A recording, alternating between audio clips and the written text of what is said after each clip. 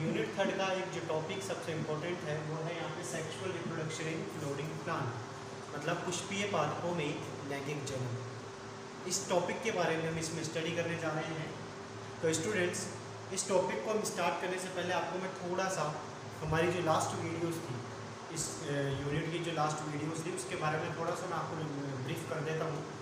तो हमने last video की अगर बात करें तो लास्ट वीडियो में हमने बात की थी कि सेक्सुअल रिप्रोडक्शन अगर फ्लोरिंग प्लांट में हम करते हैं तो हमें एक टिपिकल मतलब एक प्रारूपिक पादप की आवश्यकता पड़ती है, और उस प्रारूपिक पादप का नाम था कैप्सेला।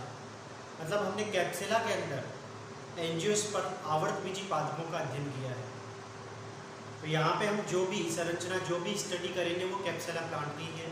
कैप्सेला क्या होता है? तो एक खरपतवार होती है, एक वर्षीय पादप होता है। वो हम सारी बातें हमने लास्ट वीडियो में की थी। वो उसका जो मुख्य पादप होता है वो बीजाणुउद्भिद होता है, मतलब 2 एंड होता है। मतलब जो उसके बेसिक फीचर्स होते हैं सारी बातें हमने लास्ट वीडियो में की थी। तो अगर किसी स्टूडेंट्स ने लास्ट वीडियो नहीं देखी है तो आप वो लास्ट वीडियो को ज़रूर देखें। फिर हम उसके बाद में हमने बात की थी कि जो रिप्रोडक्शन होता है फ्लोरिंग प्लांट्स के अंदर वो 2 तरीके से होता है। एक होता है एसेक्सुअल और एक होता है सेक्सुअल, अलैंगिक जनन और लैंगिक जनन। अलैंगिक जनन की अगर बात करें तो अलैंगिक जनन के अंदर हमने बात की थी कि वहाँ पे किसी भी प्रकार के जननांग उपस्थित नहीं होंगे, और जननांग नहीं मिलेंगे इसका मतलब है कि वहाँ पे किसी भी प्रकार के युग्मक का निर्माण नहीं होगा। युग्मक नहीं बनेंगे इसका मतलब है वहाँ पे निषेचन नहीं होगा, मतलब युग्मनज नहीं बनेगा। और अगर युग्मनज नहीं बनेगा दैट मीन्स वहाँ पे किसी भी प्रकार के अर्धसूत्री विभाजन भी नहीं होंगे। और इन सारी प्रोसेस के बिना ही एक नया भ्रूण, एक नया बीज, एक नया पादप बन जाता है। इस प्रक्रिया को हम क्या कहते हैं? अलैंगिक जनन कहते हैं। हमारी लास्ट वीडियो में हमने बताया था उसको। उसके बाद हमने बात की थी लैंगिक जनन की। तो लैंगिक जनन की जब बात की जाती है तो उसमें हमने क्या बात की थी कि लैंगिक जनन के अंदर जो पादप होते हैं उनमें 2 प्रकार के जननांग उपस्थित होते हैं। 2 प्रकार के जननांग, पहला था मादा और दूसरा था नर जननांग। इसी के साथ हमने पुष्प की संरचना का भी अध्ययन किया था, तो आप उन वीडियो को भी जरूर देखें जिसमें हमने बताया था कि पुष्प के ऐसे कौन से भाग होते हैं जो आवश्यक होते हैं, कौन से भाग हैं जो अनावश्यक भाग होते हैं। तो जिस भी स्टूडेंट्स ने वो वीडियोस नहीं देखी है तो एक बार आप उन वीडियो को जरूर देखें और चैनल को सब्सक्राइब जरूर करें। दूसरी बात, ये जो वीडियो है ये डायरेक्ट जो क्वेश्चंस पुटअप्स होते हैं एग्जाम्स के अंदर, कॉम्पिटिटिव एग्जाम्स में, हमारे जो यूनिवर्सिटी के एग्जाम होते हैं उनमें इस वीडियो से डायरेक्ट जो क्वेश्चंस है वो आपको एज इट इज़ मिलेंगे। इसलिए इस वीडियो को आप पूरा का पूरा देखें और ध्यान से इसको देखें, और हो सके तो खुद के जो मैं इसमें आपको पढ़ा रहा हूँ उसके अनुसार आप खुद के नोट्स भी प्रिपेयर करें। क्लियर बात है आपको? तो हमारा जो आज का वीडियो का टॉपिक है वो है सेक्सुअल रिप्रोडक्शन, लैंगिक जनन। तो सेक्सुअल रिप्रोडक्शन की अगर बात की जाती है तो थोड़ा सा जिन स्टूडेंट्स ने नहीं देखा है उसके लिए मैं थोड़ा सा एक बार वापस इसको रिव्यू कर देता हूँ कि सेक्सुअल रिप्रोडक्शन की अगर बात की जाती है तो यहाँ पर क्या कहेंगे? जननांग उपस्थित होंगे। यहाँ पे क्या उपस्थित होंगे? जननांग। जननांग उपस्थित होंगे तो इसका मतलब है कि वहाँ पे हमें क्या मिलेगा? युग्मक। स्टूडेंट्स, ये केवल ब्रीफ रिव्यू है। इसके डिटेल के बारे में अगर आपको पढ़ना है कि डेफिनेशन क्या होती है तो इसकी लास्ट वीडियो जो है उनको देखेंगे आप। ये मैं इसलिए बता रहा हूँ क्योंकि हमारा जो नया टॉपिक है वो इससे रिलेटेड है। तो आप ये मत समझे कि सर आपने तो लास्ट वीडियो में कुछ अलग बोला था, यहाँ कुछ अलग बोल रहे। बोल कुछ भी अलग नहीं रहा, बिल्कुल सेम है, बट ये ब्रीफ में है जिससे आपको वापस जो रिकॉल हो जाए पहले की जो वीडियो का टॉपिक है। उन युग्मकों के अंदर क्या होगा? निषेचन होगा, और निषेचन से क्या बनेगा? युग्मनज। ठीक है, निषेचन से किसका फॉर्मेशन होगा? युग्मनज का। और उस युग्मनज में क्या होंगे? अर्धसूत्री विभाजन। और अर्धसूत्री विभाजन के बाद में क्या बनेगा? इसमें से भ्रूण, और भ्रूण से आगे चलकर बीज या युग्म की नया पादप तैयार हो जाता है।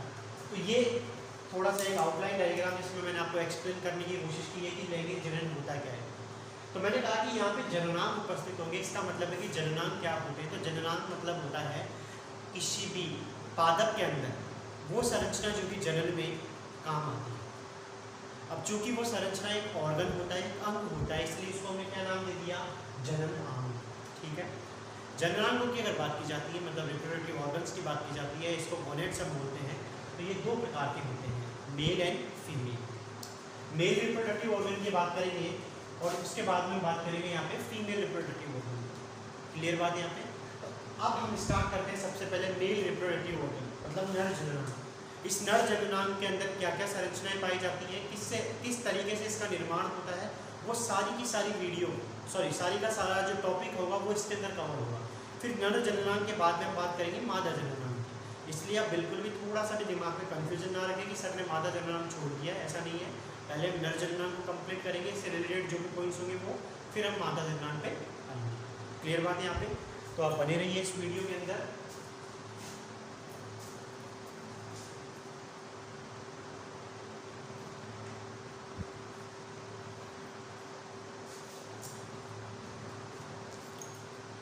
नर जननांग की अगर बात की जाती है तो जैसा कि आपको मैंने लास्ट वीडियो के अंदर बताया था कि जो नर जननांग होता है उसको हम किसके नाम से जानते हैं? पोमंग के नाम से। किसके नाम से उसको जाना जाता है? पोमंग, या इसी को इंग्लिश में हम कहते हैं एंड्रोशियम। ठीक है। और इसकी जो इकाई होती है, मतलब इसकी जो यूनिट होती है, उस यूनिट का नाम आपको क्या बताया गया था? पुंकेसर। क्या नाम बताया गया था इस यूनिट का आपको? पुंकेसर, यानी कि स्टामन। क्लियर बात यहाँ पे? तो ये तो हुआ कि नर जननांग को हम बोलते क्या है, इसकी इकाई क्या होती है। वेरी इंपॉर्टेंट पॉइंट हमारा क्या होगा, तो आपको मैं एक सीधी सी बात बता दूं कि किसी भी पादप के अंदर जो भी जननांग होंगे, जिस प्रकार के भी जननांग मिलेंगे, वो सारे के सारे जननांग एक पत्ती नुमा संरचना जो जिसे हम पत्ती कहते हैं, इस पत्ती नुमा संरचना से ही क्या होंगे? ये मॉडिफाइड होंगे। मॉडिफाइड आप इसे कह सकते हैं, या आप इसे कह सकते हैं कि ये इसी से क्या बन होंगे? निर्मित होंगे। क्लियर बात यहाँ पे? दैट मीन्स ये क्या है? लीफ। इसका मतलब क्या हुआ?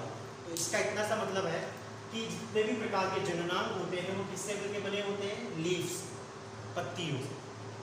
क्लियर बात यहाँ पे? ये पॉइंट क्लियर हुआ आपको? दूसरी बात, ये पॉइंट जैसे ही क्लियर होता है तो मैं आपको एक चीज़ बता दूं कि वो पत्ती या ऐसी पत्ती जिससे किसका निर्माण होता है? नर जननांग का। स्टूडेंट्स, लाइनों को आप बिल्कुल एज इट इज याद रखेंगे। ऐसी पत्ती जिससे किसका निर्माण होता है? नर जननांग का। उस पत्ती को हम क्या कहते हैं? तो उस पत्ती को हम यहाँ पे नाम देंगे क्या? क्या नाम देंगे हम इसे? देखो, रटने की जरूरत नहीं है। क्यों? क्योंकि मैंने आपको उस दिन बताया था लास्ट वीडियो के अंदर कि यहाँ पे जो युग्मक बनेंगे, जो नर जननांग से जो युग्मक बनेगा, उस युग्मक को हम क्या बोलेंगे? यहाँ पे लघु युग्मक, माइक्रोगैमेट्स या माइक्रोस्पोर्स, लघु बीजाणु। क्लियर बात यहाँ? दैट मीन्स पत्ती का नाम भी उसी से रिलेटेड होगा और वो नाम क्या हो जाएगा यहाँ पे?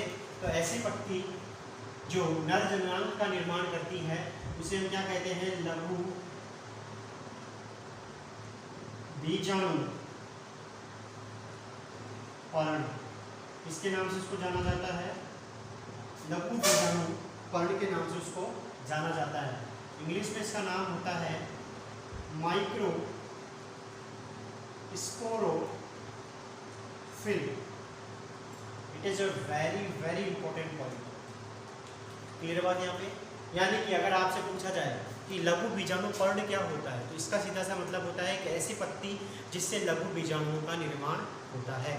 क्लियर बात यहाँ पे? उसे हम मिलकर के क्या कहेंगे? लघु बीजाणु पर्ण कहते हैं। इसके बाद अगर हम बात करें कि लघु बीजाणु पर्ण का तो हमने यहाँ पे नाम देख ही लिया। इसके बाद अगर हम बात करें कि अगर ऐसी पत्ती जो कि गुरु बीजाणु का निर्माण करेगी तो उसे हम क्या कहेंगे? गुरु बीजाणु पर्ण कहते हैं। क्लियर बात यहाँ पे? अब हम एक बार पुंकेसर की जो संरचना है उसको एक बार वापस ड्रॉ कर लेते हैं। पुंकेसर की संरचना को ड्रॉ करने से पहले इसको आप एक बार नोट कर लीजिए। यहाँ मैं इसकी परिभाषा वापस लिख देता हूँ। ऐसी पत्ती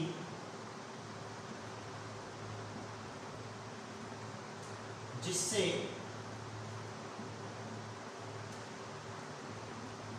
लघु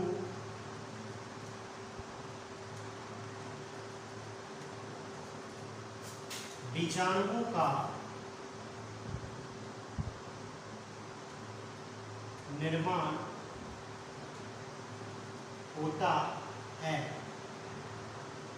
ठीक है ना। उसे हम क्या कहते हैं, लघु बीजाणुपर्णी या माइक्रोस्पोरोफिल। क्लियर बात यहाँ पे।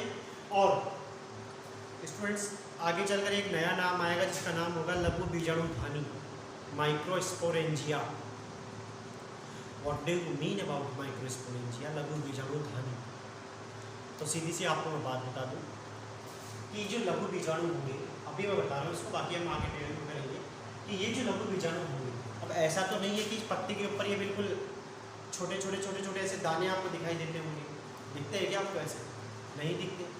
इसका मतलब क्या होगा, जहाँ भी हमें ये लघु बीजाणु मिलेंगे उस संरचना को चारों तरफ से कवर तो करना ही पड़ेगा ना हमें, क्योंकि ये इतनी छोटी संरचनाएं होती है जो कि हमें हमारी खुली आंखों से तो नहीं दिखती। और अगर ऐसी छोटी संरचनाओं को अगर हम खुले में छोड़ देंगे तो वो तो हवा में उड़ते रहेंगे ऐसे। इसका मतलब क्या हुआ, इसका इतना सा मतलब है कि लघु बीजाणुओं को पैक करके, या यूँ कहेंगे कमरे के अंदर अगर हम बंद करके रख दें लघु बीजाणुओं को, तो उस कमरे को एक नाम दे देंगे हम, और उस नाम को क्या बोला जाएगा, लघु बीजाणुधानी, दैट मीन्स माइक्रोस्पोरेंजिया। क्लियर बात है यहाँ पे। इसका मतलब क्या हुआ, लघु बीजाणुओं का निर्माण तो किससे होता है, एक पत्ती नुमा संरचना है जो कि रूपांतरित हो जाती है किसके अंदर, इस नर जननांग के अंदर। ध्यान रखना इस बात का कि ये पत्ती नुमा संरचना रूपांतरित हो जाती है नर जननांग के अंदर, और क्या बनाने लग जाएगी ये लघु बीजाणु।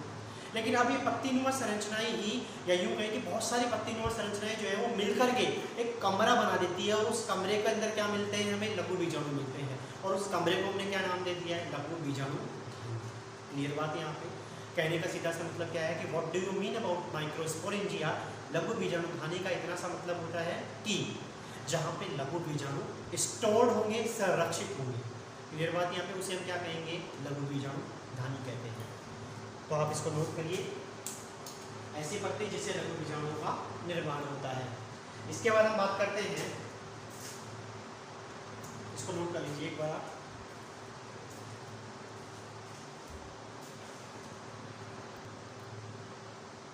तो सामने अब आपको जो दिख रहा है ये है एक पुंकेसर की संरचना। किसकी संरचना है, पुंकेसर की संरचना।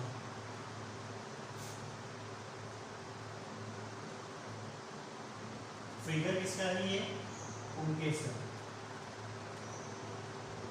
पुंकेसर की संरचना।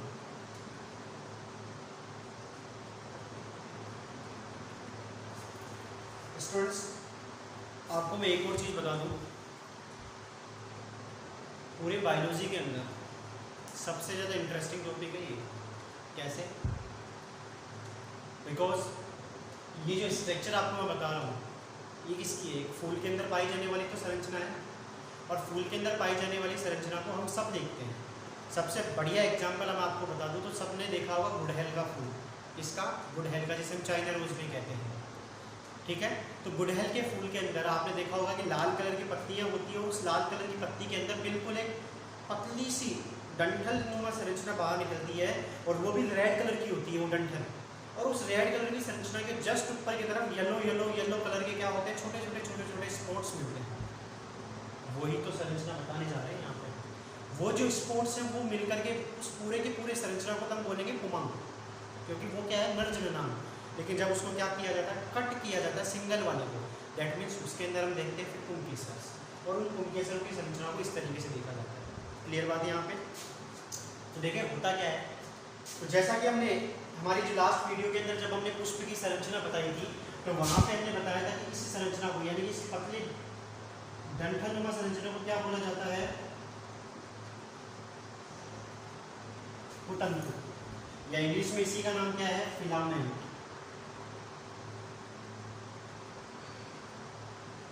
क्लियर बात यहाँ पे। ये हमने लास्ट हमारी वीडियो के अंदर देखा था।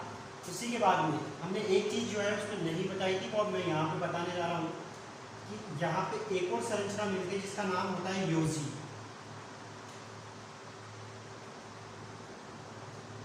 क्या होता है इसका नाम, योजी, और इसी को हम कहते हैं इंग्लिश के अंदर कनेक्टिव,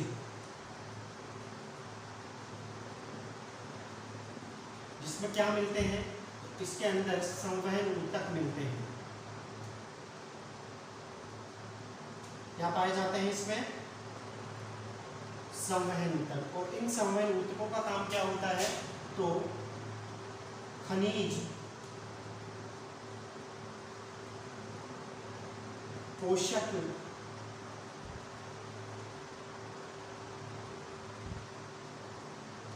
पदार्थ का स्थानांतरण,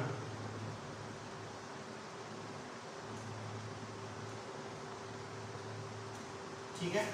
इसका मतलब सीधी सी बात है, तंतु की सहायता से तो ये ऊपर वाली संरचना जुड़ी हुई रहेगी और इसकी सहायता से क्या होगा, इसको पोषक पदार्थ जो है वो मिलते रहेगी। लाइक खाना हो सकता है, कोई भी हमारा वाटर मॉलिक्यूल हो सकता है, कोई भी खनिज हो सकते हैं। और संवहन ऊतक की अगर हम बात करें तो संवहन ऊतक आपने देखे होंगे तो उसमें होता है जाइलम एंड फ्लोएम, इसी को हम कहते हैं वेस्कुलर टिश्यूज या वेस्कुलर बंडल। अब जो सबसे इम्पोर्टेंट चीज़ है वो क्या है? तो बता सकता है क्या है वो इम्पोर्टेंट चीज़, जो कि हमने लास्ट वीडियो के अंदर भी उसके बारे में बात की थी। और उसका हमने क्या बात की थी, तो देखें कि ये जो संरचना थी, ऊपर वाली संरचना, इसी को मिलकर हम क्या बोलते थे? पराग कोश। किसके नाम से इसको जाना जाता था? पराग कोश के नाम से। That means this is anther. Panther मतलब देना, एंथर, क्योंकि पैंथर और पैंथर में तो बहुत डिफरेंस हो जाएगा। बिछा रही है बिल्कुल टिन्नी सी संरचना है, पैंथर तो इतना बड़ा होता है, और हमें आप जानते हो पैंथर तो पैंथर ही है। तो this is known as anther. Clear बात यहाँ पे। अब सबसे जो इम्पोर्टेंट पॉइंट है और समझने वाली जो चीज़ है उसको आप समझेंगे क्या है, वो लिख लीजिए। दिख रहा है एडजेक्टिव है। दैट मीन्स इस संरचना को मैं कंप्लीट रूप से किसके नाम से जानूंगा? एंथर के नाम से। दैट मीन्स पराग कोश के नाम से। क्लियर बात है यहाँ पे। ये जो फुली हुई संरचना है कंप्लीट। लेकिन अब मैं क्या कह रहा हूँ कि ये जो परागकोश होता है, ये परागकोश क्या होता है? अब बटा हुआ होता है। किसके अंदर बटा हुआ होगा? वो इंपॉर्टेंट पॉइंट है हमारे लिए, ठीक है ना। तो वो चीज़ आप ध्यान रखेंगे।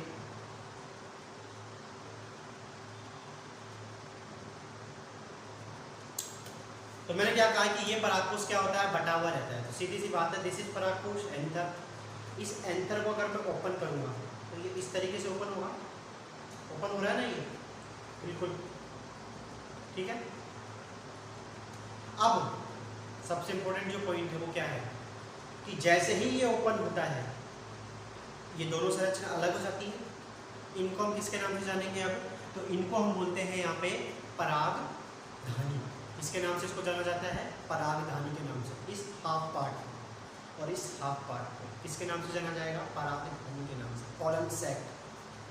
लेकिन फिर हमने क्या देखा कि ये जो परागधानी होती है, जो हमने अभी हाफ की है, ये परागधानी भी आधी क्या होती है? अब बटी हुई होगी।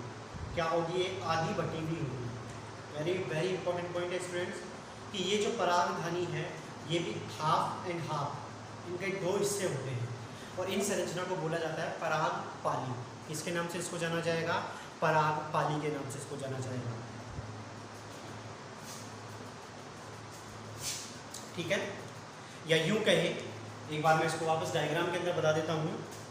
तो आप एक बार डायग्राम जो है उसको नोट करिए।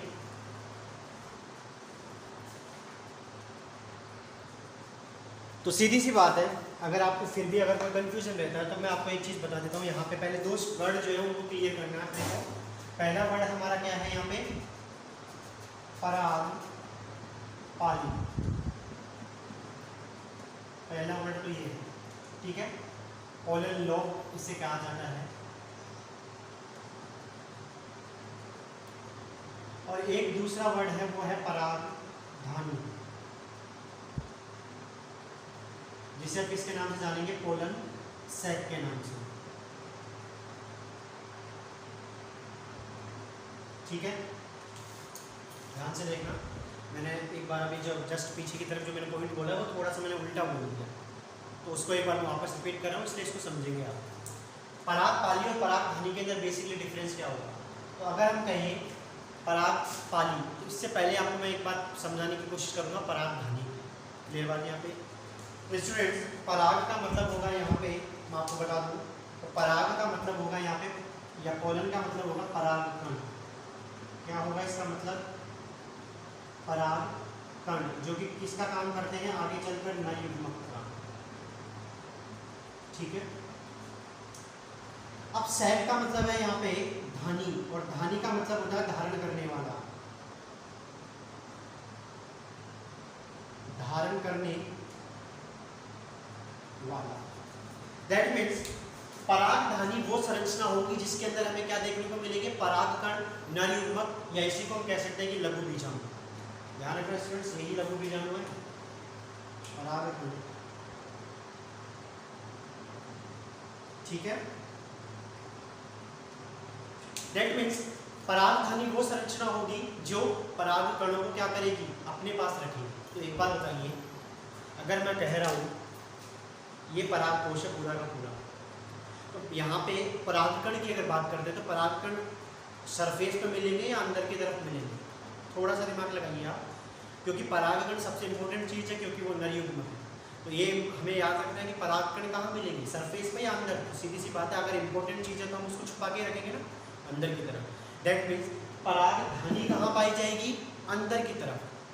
तो अब सीधी सी बात है, अगर परागधानी अंदर है दैट मीन्स बाहर की जो संरचना होगी उसको हम क्या बोलेंगे, परागपाली बोलेंगे। क्लियर बात है यहाँ पे, वेरी इंपॉर्टेंट, क्लियर बात। तो अब इसको समझ लेते हैं एक बार वापस कंप्लीट रूप से। ये परागकोश है। जब इस परागकोश को दो भागों में बांटा जाता है, ये दो भाग होते हैं, तो ये पूरा का पूरा जो हिस्सा होता है इसको बोलते हैं परागपाली। किसके नाम से इसको जाना जाता है, पोलन लोब के नाम से इसको जाना जाता है, परागपाली के नाम से।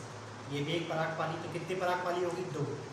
इस परागपाली के हिस्से होते हैं दो, हाफ में बटी हुई होती है आदि में ये, और इसके अंदर जो छोटी छोटी आधा भाग मिलता है उसको किसके नाम से जानेंगे, परागधानी के नाम से, यानी कि पोलन सैक के नाम से। क्लियर बात है यहाँ पे। और यही चीज़ अब मैं आपको डायग्राम के अंदर ड्रॉ कर रहा हूँ, तो क्या है उस चीज़ को आप ध्यान से देखेंगे कि ये जो बाहर की तरफ जो ब्लैक कलर की लाइन है, इस ब्लैक कलर की लाइन को आप किसके नाम से जानेंगे, ब्लैक कलर की लाइन है परागपाली।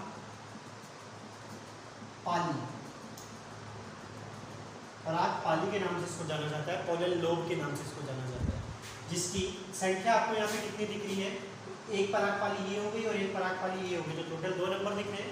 इसी के बाद में जस्ट अंदर की तरफ अगर हम देखेंगे तो ये जो मैंने रेड कलर से जो बिल्कुल डॉटेड डॉटेड लाइन दे रखी है, इसका मतलब क्या है कि ये परागपाली अंदर से आधी बटी हुई है। तो इस रेड कलर वाली संरचना को अब आगे की तरफ क्या बोल देंगे, परागधानी के नाम से इसको जाना जाएगा। इसके नाम से इसको जाना जाएगा, परागधानी के नाम से। क्लियर बात है यहाँ पे। तो ये एक परागकोश के अंदर का जो भाग होता है उसके बारे में हमें यहाँ पे बताया गया है। परागकोश के अंदर में क्या मिलेगी, परागपाली और परागधानी। तो आप इतना सा याद रखेंगे कि परागपाली सबसे बाहर होती है और परागधानी उसके अंदर होती है, जिसमें परागकण, नर युग्मक या लघु बीजाणु पाए जाते हैं। अब यहाँ से जो हमारा इंपॉर्टेंट पॉइंट है वो क्या है, तो ये पॉइंट आपने अगर लिख लिया तो अच्छी बात है, नहीं तो हम इसको आगे तो लिखेंगे ही है।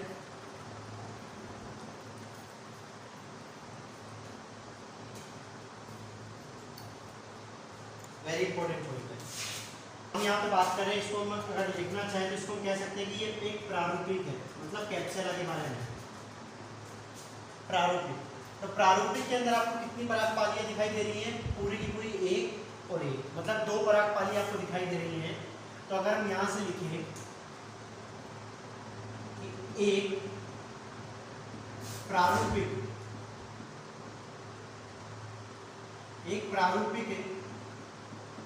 परागकोश में, प्रारूपिक का मतलब होगा टिपिकल, और टिपिकल का सीधा सा मतलब है कि जिसमें आवर्तबीजी पादपों के सारे लक्षण मिलेंगे। तो एक प्रारूपिक परागकोश में 2 पाली या यूं कहेंगे 2 परागपाली,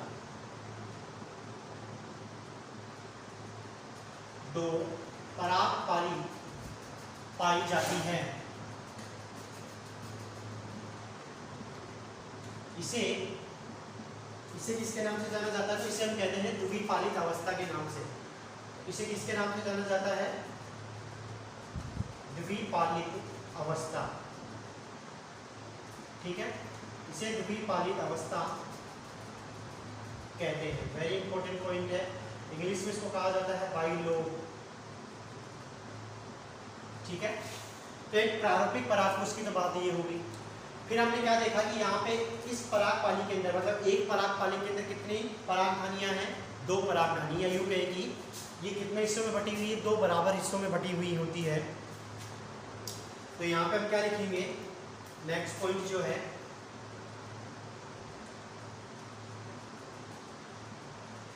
प्रारूपिक परागकोश में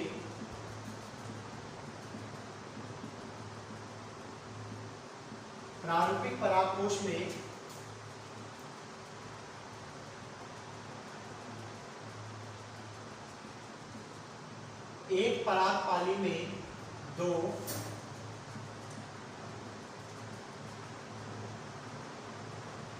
परागधानी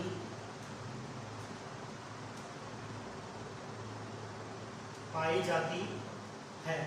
क्लियर बात यहाँ पे? इस अवस्था को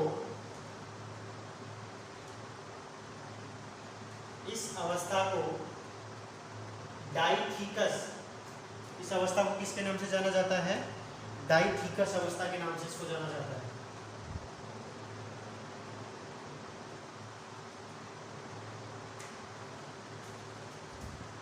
डाइथिकस अवस्था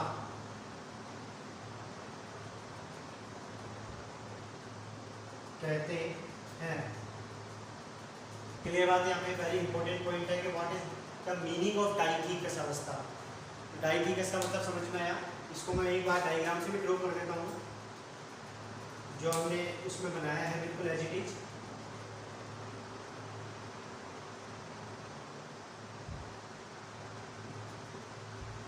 ये आप देखिए, एक पराग पाली हो गई और दूसरी पराग पाली हो गई। क्लियर बात है यहाँ पे? इसके बाद में हमने क्या देखा था, उसी चीज को मैं वापस ड्रॉ कर रहा हूँ।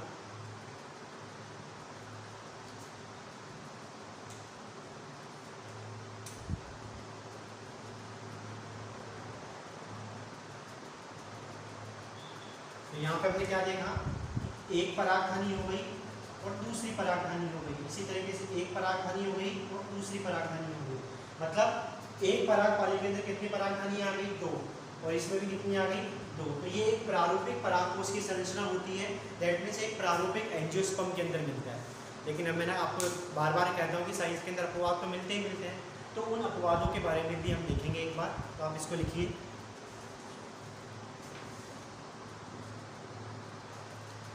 तो इस प्रकार हमने क्या देखा कि एक प्रारूपिक परागकोश के अंदर हमें दो पाली हमें दिखाई देती है और एक प्रत्येक पाली के अंदर कितनी परागधानियां होती हैं? दो परागधानियां होती हैं। डाइथिकस अवस्था की अगर बात की जाती है तो डाइथिकस अवस्था को हिंदी में हम कहते हैं द्विकोष्ठिकी अवस्था। इसके नाम से इसको जाना जाता है कोष्ठिकी, द्विकोष्ठिकी अवस्था।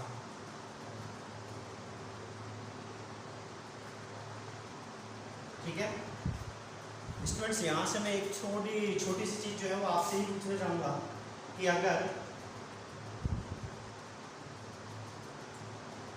मगर के चक्कर में रहेंगे तो डाउट रह जाएगा। हम डाउट नहीं रखना चाहते। तो अगर मैं इसी चीज़ को, मतलब जो चीज़ें बिल्कुल संरचना है जो अभी मैंने बताई थी, अगर मैं इसको ये लिख दूँ, थोड़ा सा दिमाग लगाइए आप, 1 2 3 एंड 4 लिख सकता हूँ क्या इसको मैं? किसी को कोई दिक्कत है क्या इसमें?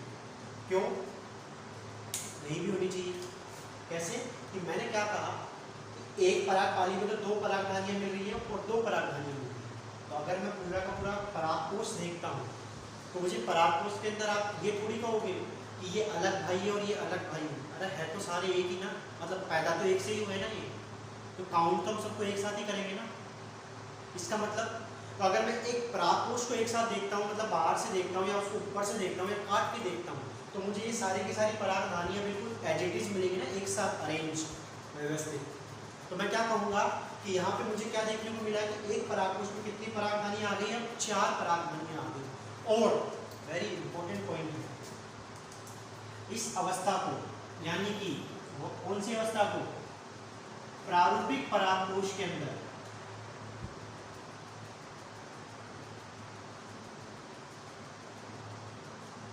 प्रारूपिक परागकोश में 4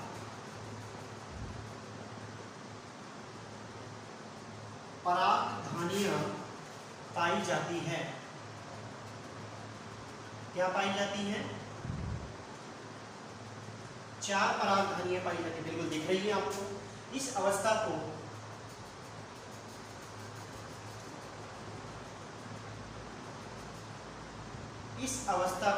क्या कहेंगे हम? टेट्रास्पोरेंजिएट। किसके नाम से जाना जाता है इस अवस्था को? टेट्रास्पोरेंजिएट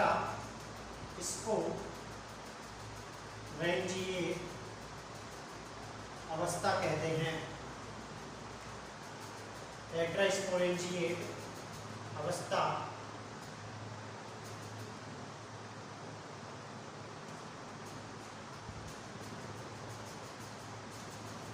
कहते हैं। क्लियर बात यहाँ पे? वेरी वेरी इंपॉर्टेंट नाम है ये, बहुत बार पूछा जाता है कि एक प्रारूपिक परागकोश किस प्रकार का होता है। क्वेश्चन पूछा जाएगा आपसे, मतलब एक एमसीक्यू टाइप का क्वेश्चन होगा। वो क्या होगा आपको मैं बता दूं कि एक प्रारूपिक परागकोश किस प्रकार का होता है। तो वहाँ पे आपको ऑप्शन में दिए जाएंगे बाइस्पोरेंजिएट, मोनोस्पोरेंजिएट, ट्राइस्पोरेंजिएट, टेट्रास्पोरेंजिएट। हिंदी में इसको हम कहते हैं लघु बीजाणु चतुष्क।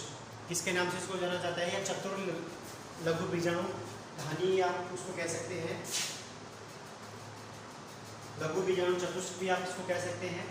तो ये क्या हो गया हमारा एक प्रारूपिक परागकोश जो है वो कैसा मिलता है उसके बारे में हमने बात की है कि कैप्सुला का जो हमारा परागकोश होता है वो कैसा होता है? टेट्रास्पोरेंजिएट होता है, बाइलोब्ड होता है और डाइथीकस या बाइथीकस होता है। तो अगर हम यहाँ से उदाहरण की बात करेंगे तो उदाहरण इसका क्या हो जाएगा? कैप्सुला। क्या उदाहरण हो जाएगा इसका? कैप्सुला। ठीक है। बट जैसा कि मैंने आपको कहा कि अपवाद जो है वो हर जगह मिलते हैं, तो एक बार आप इसको नोट करें, फिर हम अपवाद के बारे में भी बात करेंगे।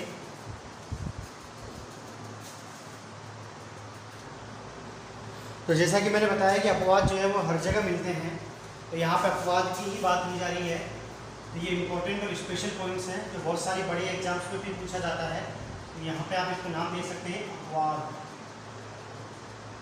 ठीक है। तो अपवाद की अगर बात की जाती है तो अपवाद के अंदर ध्यान से मेरी बात को सुनना कि जो मालवेसी कुल होता है, मालवेसी कुल के सदस्य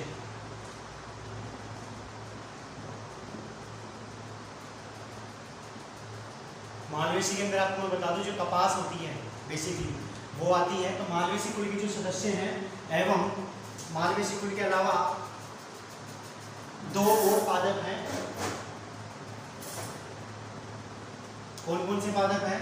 तो उन 2 पादपों का नाम भी आप याद रखेंगे, मोरिंगा और वुल्फिया।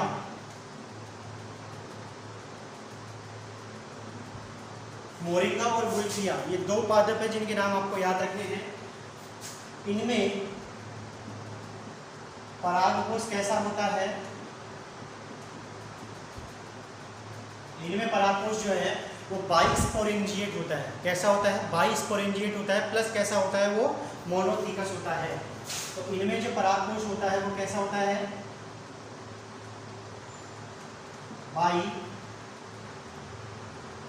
बाइस्पोरेंजिएट एवं कैसा होता है? मोनोथीकस।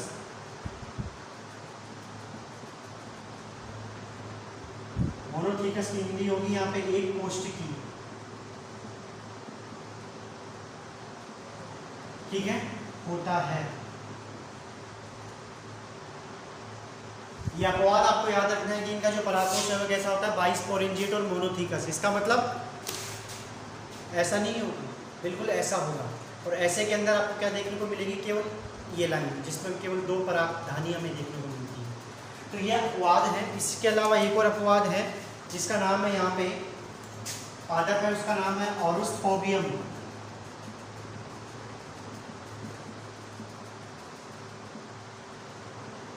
ऑरुस्थोबियम पादप में परागकोश कैसा होता है? उसके अंदर जो परागकोश होता है वो कैसा होता है? मोनोस्पोरेंजिएट होता है।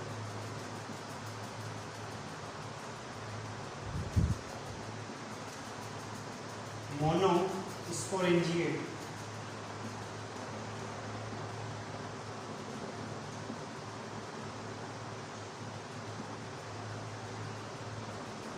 मोनोस्पोरेंजिएट वेरी इंपॉर्टेंट पॉइंट है कि ऑरोस्थोबियम के अंदर जो परागकोश होना वो कैसा होता है, मोनोस्पोरेंजिएट होता है। अपवाद आपको याद रखने हैं क्योंकि डायरेक्ट क्वेश्चन पूछे जाते हैं।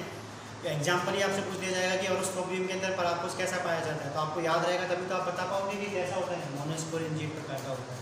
क्लियर बात यहाँ पे। तो ये जो संरचना थी, ये संरचना थी हमारी मेल रिप्रोडक्टिव ऑर्गन के अंदर परागकोश की संरचना या परागकोश कैसा पाया जाता है। क्लियर बात यहाँ पे। मैं उम्मीद करता हूँ ये वीडियो आपको अच्छी लगी होगी, वो समझ में आई होगी। इसके जस्ट बाद में या यूं कहें कि इसके बाद हमारा जो नया टॉपिक होगा वो होगा इंटरनल स्ट्रक्चर ऑफ एंथर, परागकोश की आंतरिक संरचना।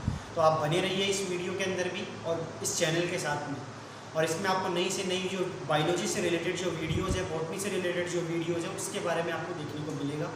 तो मैं उम्मीद करता हूँ आपको ये वीडियो अच्छे से समझ में आई है। फिर भी अगर आप पे कोई डाउट रह जाते हैं तो मुझे आप कमेंट बॉक्स में ज़रूर पूछें। Thank you very much students.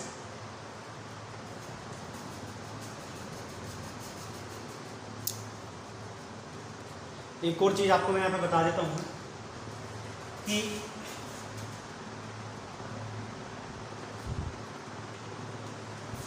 Malvaceae कुल तो हो ही गया, उसके अलावा मोरिंगा, ये कुल के नाम नहीं है, ये पादपों के नाम है, ये पादप है।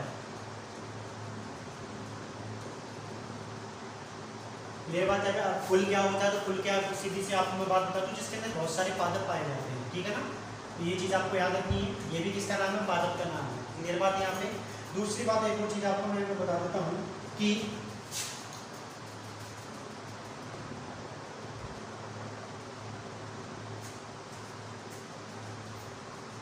इस तरह मोनोस्पोरेंजिएट को हिंदी में हम क्या कहते हैं, एक बीजाणु की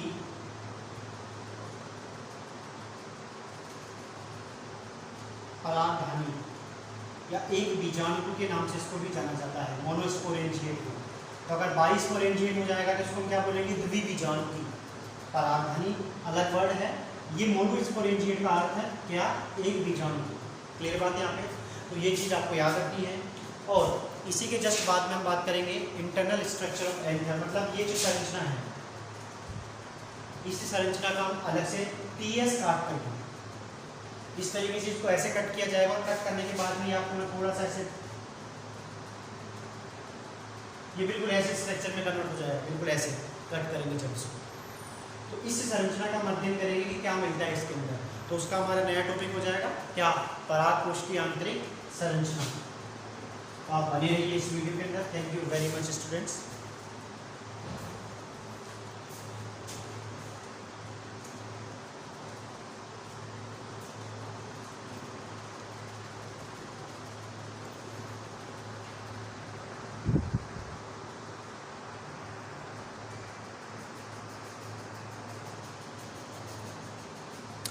नोट कर लीजिए आप इसको एक बार।